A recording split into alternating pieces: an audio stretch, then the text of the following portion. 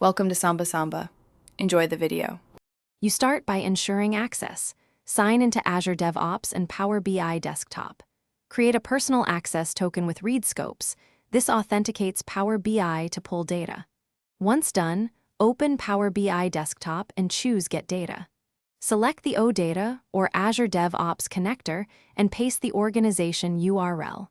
Make sure to use the PAT for authentication when prompted. That secures the connection and grants necessary API access, so Power BI can query work. Once connected, choose the Analytics View or Craft OData queries to limit rows. You want focused datasets. This improves refresh performance. In Power Query, expand nested fields, convert types, and create calculated columns for metrics like cycle time. Make sure to remove unused columns and apply filters at the source when possible.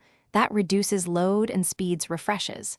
When satisfied, close and apply. Then model relationships, so visuals reflect teams, iterations, and repositories correctly.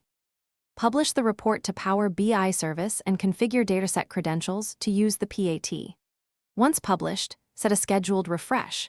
If your Azure DevOps is behind a firewall, install and configure an on-premises data gateway.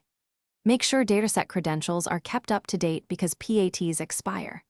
If refresh fails, check the PAT scope and expiry, verify API rate limits, and confirm the account has access to the DevOps project. This often resolves most connection issues quickly. Thanks for watching. Consider subscribing if we helped you.